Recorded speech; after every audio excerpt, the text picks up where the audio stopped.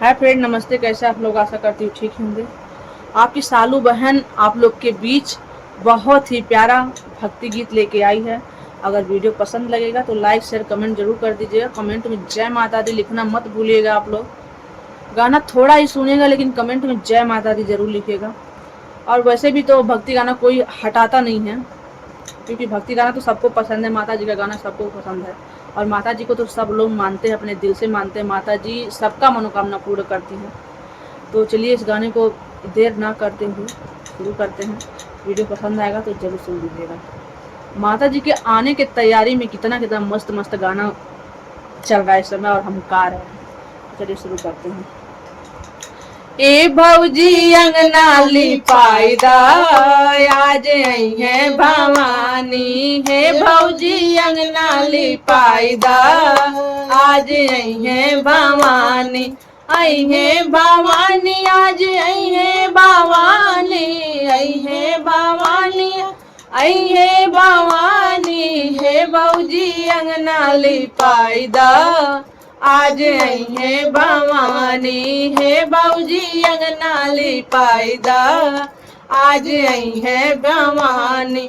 ऊंचा सिंहासन मैया के मन भावे, ऊंचन सिंहासन मैया के मन भावे, मोतिया न चौका पुराईदा आज आई है भवानी, मोतिया न चौका पुराईदा आज आई है भवानी, है भौजी अंगना लिपाईदा आज आई है भवानी, है भौजी अंगना लिपाईदा आज मई है भवानी। मटिया के कलसा मैया के मन भावे, मटिया के कलसा मैया के मन भावे, मैया मन भावे हो मैया मन भावे, मटिया के कलसा मैया मन भावे, बेदिया न चौका पुराईदा आई है भवानी, बेदिया न कलसा धराईदा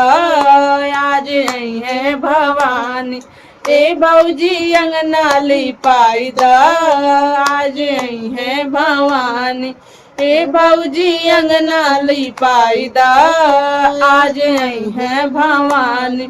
पचरा भजनिया मैया के मन भावे, मैया मन भावे ओ मैया मन भावे, पचरा भजनिया मैया के मन भावे, मैया मन भावे मैया मन भावे, मैया के पचरा सुनाईदा आज आई है भवानी, मैया के पचरा सुनाईदा आज आई है भवानी, ए भौजी अंगना लिपाईदा आज आई है भवानी, आई है भवानी आज आई है भवानी, आई है भवानी आज आई है भवानी, है भौजी अंगना लिपाईदा आज आई है भवानी, है भौजी अंगना लिपाईदा आज आई है भवानी। वीडियो पसंद आएगा तो लाइक और कमेंट में जय माता दी जरूर लिखिएगा। तब तक के लिए बाय बाय।